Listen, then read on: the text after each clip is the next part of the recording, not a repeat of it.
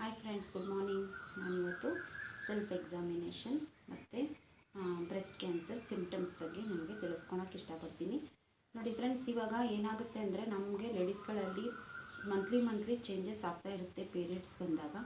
So ನಾವು ಯಾವಾಗಲೂ alert ಆಗಿರೋದು ಒಳ್ಳೆಯದು ಅನಿಸುತ್ತೆ. ಯಾಕೆಂದರೆ ನಮ್ಮ ಇಂಡಿಯನ್ ಪಾಪ್ಯುಲೇಷನ್ನಲ್ಲಿ ಬಹಳ ಮುಖ್ಯವಾಗಿ ಇವಾಗ ಬ್ರೆಸ್ಟ್ ಕ್ಯಾನ್ಸರ್ ಮಹಿಳೆಯರಲ್ಲಿ ಬೇಗ ಕಾಣಿಸ್ಕೊಳ್ತಾ ಇದೆ. ಸೊ ಟಾಪಲ್ಲೂ ಇದೆ ಕೂಡ. ಎಲ್ಲ ಕ್ಯಾನ್ಸರ್ಗಳಲ್ಲಿ ಇವಾಗ ಬ್ರೆಸ್ಟ್ ಕ್ಯಾನ್ಸರ್ ನಂಬರ್ 1ಗೆ ಬಂದುಬಿಟ್ಟಿದೆ. ಸೊ ನನಗೂ ಗೊತ್ತಿರಲಿಲ್ಲ. ನಮ್ಮನೇಲಿ ಯಾವುದೇ ಥರದ ನಾವು ಕ್ಯಾನ್ಸರ್ ಪೇಷಂಟ್ಗಳನ್ನು ನೋಡಿರಲಿಲ್ಲ. ಇದು ನನ್ನ ಮೊದಲನೇ ಅನುಭವ. ಮತ್ತು ಇನ್ನೊಂದು ಏನು ಹೇಳಬೇಕಂದ್ರೆ, ಪ್ರತಿ ತಿಂಗಳು ನಾವು ಚೆಕ್ ಮಾಡ್ತಾನೆ ಇರಬೇಕು ಫ್ರೆಂಡ್ಸ್. ಸೊ ಏನು ಮಾಡಬೇಕಂದ್ರೆ, ನಾವು ಪೀರಿಯಡ್ಸು ನಮ್ಮದು ಮುಗ್ದಿದ್ದ 5ರಿಂದ 7 ದಿವಸ ಆದಮೇಲೆ ನಾವು ನಮ್ಮ ಬ್ರೆಸ್ಟ್ಗಳನ್ನು ಸೆಲ್ಫ್ ಎಕ್ಸಾಮಿನೇಷನ್ ಮಾಡ್ಕೊಳೋದು ಬಹಳ ಒಳ್ಳೆಯದು. ಯಾಕಪ್ಪ ಅಂದರೆ ನೋಡಿ, ಯಾವುದೇ ಕಾರಣಕ್ಕೂ ಯಾವುದೇ ಥರದ ರಿಸ್ಕ್ಗಳನ್ನು ಇವಾಗ ತಲೆ ಮೇಲೆ ಹಾಕ್ಕೊಳೋಕ್ಕಿಂತ ಮೊದಲೇ ನಾವು ಅಲರ್ಟಾಗಿರೋದು ತುಂಬ ಒಳ್ಳೆಯದಲ್ವಾ. ಸೊ ಅದಕ್ಕೆ ನಾನು ಹೇಳ್ತಾ ಇದ್ದೀನಿ, ಪ್ರತಿ ತಿಂಗಳು ಎಲ್ಲ ಮಹಿಳೆಯರು ನಾವು ನಮ್ಮ ಬಾಡಿ ಬಗ್ಗೆ ನಾವು ಕೇರ್ ಮಾಡಲೇಬೇಕು, ಹೆಲ್ತ್ ಬಗ್ಗೆ ಕೇರ್ ಮಾಡಲೇಬೇಕು. ಸೊ ನಾವು ನಮ್ಮ ಪೀರಿಯಡ್ಸ್ ಮುಗ್ದಿದ್ದ 5ರಿಂದ 7 ದಿವಸ ಆದಮೇಲೆ ನಾವು ನಮ್ಮ ಫಿಂಗರ್ಗಳಲ್ಲೇ ನಾವೇ ಖುದ್ದಾಗಿ ನಮ್ಮ ಬ್ರೆಸ್ಟನ್ನು ನಾವು ಸೆಲ್ಫ್ ಎಕ್ಸಾಮಿನೇಷನ್ ಮಾಡ್ಕೊಳ್ಬೋದು. ಸೊ ನಾವು ಮಾಡೋದನ್ನು ಯಾವ ಥರ ಅಂದರೆ, ಮಧ್ಯದಲ್ಲಿ ನಾವು ಮಾಡಿದ್ರೆ ತಿಂಗಳು ನಾವು ಮಾಡ್ತಾ ಹೋದರೆ ಏನಾದರೂ ಒಂದು ಚೇಂಜಸ್ ಆಗಿದ ತಕ್ಷಣ ಬೇಗ ಅರ್ಲಿ ಡಿಟೆಕ್ಟ್ ಆಗಿಬಿಟ್ರೆ ನಾವು ಒಳ್ಳೆ ರಿಸಲ್ಟ್ಗಳನ್ನು ನಾವು ಟ್ರೀಟ್ಮೆಂಟಲ್ಲಿ ಪಡ್ಕೊಳ್ಬೋದು. ಸೊ ಮತ್ತು ಸೆಲ್ಫ್ ಎಕ್ಸಾಮಿನೇಷನ್ನು ಪ್ರತಿ ತಿಂಗಳು ನೀವು ತಪ್ಪದೆ ಮಾಡ್ತಾಯಿರಿ. ನೆಕ್ಸ್ಟು ಬಂದು ಸಿಂಪ್ಟಮ್ಸ್ಗಳು. ನೋಡಿ ಫ್ರೆಂಡ್ಸ್, ಕೆಲವೊಬ್ಬರಿಗೆ ಸಿಂಪ್ಟಮ್ಸ್ಗಳೇ ಇರಲ್ಲ. ಕೆಲವೊಬ್ಬರಿಗೆ ಚಿಕ್ಕದಾಗಿ ಗಂಟು ಕಾಣಿಸ್ಕೊಂಡಿದ ತಕ್ಷಣ ನಾವು ಅದನ್ನು ಪೇನ್ಲೆಸ್ ಇದೆ, ಅದರ ಪಾಡಿಗೆ ಅದು ಹೋಗುತ್ತೆ ಅಂತ ಯಾವತ್ತೂ ನೆಗ್ಲೆಕ್ಟ್ ಮಾಡೋಕ್ಕೆ ಹೋಗಬೇಡಿ. ಇನ್ನೂ ಒಂದೇನೆಂದರೆ, ಇನ್ನು ಕೆಲವೊಬ್ಬರಿಗೆ ಗೊತ್ತೇ ಆಗೋದಿಲ್ಲ, ಅದು ಲಂಪು ಇದೆ ಫೀಲಿಂಗೇ ಗೊತ್ತಾಗಲ್ಲ ಅವ್ರಿಗೆ. ಬಹಳಷ್ಟು ಜನಕ್ಕೆ ಬೇಗ ಗೊತ್ತಾಗ್ಬಿಡುತ್ತೆ. ಸೆಕೆಂಡ್ ಒನ್ ಬಂದು ಸ್ಕಿನ್ನಲ್ಲಿ ಚೇಂಜಸ್ ಕಾಣಿಸ್ಕೊಳುತ್ತೆ. ಸ್ಕಿನ್ನಲ್ಲಿ ಅದು ಒಂಥರ ರೆಡ್ನೆಸ್ ಆಗಿಬಿಡುತ್ತೆ.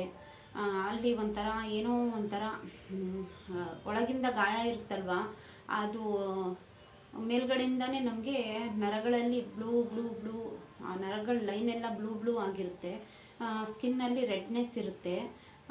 ಮತ್ತು ಇಲ್ಲ ಅಂದರೆ ನಿಮಗೆ ಚಿಕ್ಕ ಅಲ್ಲಿ ಸಣ್ಣ ರಂಧ್ರಗಳು ಇರುತ್ತೆ. ಅಂದರೆ ಕಿತ್ತಳೆ ಹಣ್ಣು ಇರುತ್ತಲ್ವ, ಕಿತ್ತಳೆ ಹಣ್ಣು ಜಾಸ್ತಿ ಹಣ್ಣಾಗಿಬಿಟ್ರೆ ಅದರ ಮೇಲ್ಗಡೆ ರಂಧ್ರಗಳಿರುತ್ತಲ್ವ, ಆ ಥರ ಶೇಪಿಗೆ ಬಂದುಬಿಡುತ್ತೆ.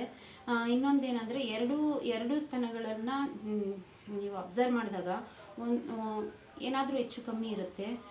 ನೆಕ್ಸ್ಟು ಬಂದು ಅದು ಎಲ್ಲಾದರೂ ಒಂದು ಚಿಕ್ಕ ಗಾಯದ ಥರ, ಇಲ್ಲ ಒಂದು ಚಿಕ್ಕ ಇದ್ರ ಥರ ಆಗುತ್ತೆ, ಗುಳ್ಳೆ ಥರ.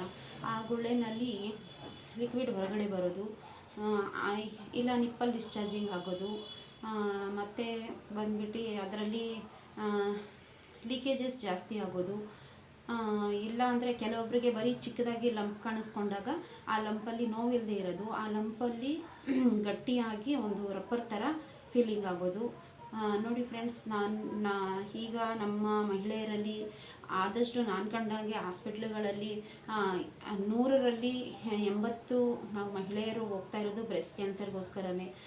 ಸೊ ಅದಕ್ಕೆ ನಾನು ಹೇಳ್ತಾ ಇದ್ದೀನಿ. ನೋಡಿ, ನನಗೆ ಯಾವುದೇ ಥರದ ಅನುಭವಗಳಿಲ್ಲ. ನಾನು ಹೇಳೋದಕ್ಕೆ ನಾನೇನು ಡಾಕ್ಟ್ರಲ್ಲ.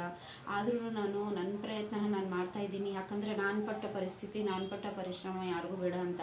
ಈ ಒಂದು ಕಾಯಿಲೆನಲ್ಲಿ ನಮಗೆ ಕಾಯಿಲೆ ಇದೆ ಅಂತ ಗೊತ್ತಾಗಿದ ತಕ್ಷಣ ನಾವು ಎಲ್ಲ ಕಡೆಯಿಂದ ಕಿತ್ತೋಗ್ಬಿಡ್ತೀವಿ. ನಮಗೆ ಯಾವುದೇ ಥರದ ಸಪೋರ್ಟ್ ಇರಲ್ಲ.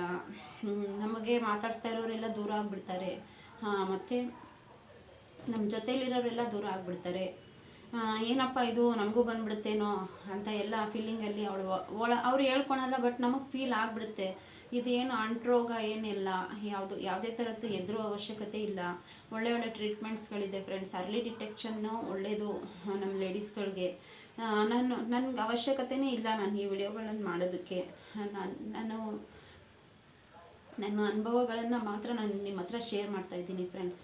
ನೋಡಿ ಫ್ರೆಂಡ್ಸ್, ಇಷ್ಟ ಆದರೆ ನನ್ನ ವಿಡಿಯೋನ ಲೈಕ್ ಮಾಡಿ, ಶೇರ್ ಮಾಡಿ, ಸಬ್ಸ್ಕ್ರೈಬ್ ಮಾಡಿ ಫ್ರೆಂಡ್ಸ್. Thank you friends.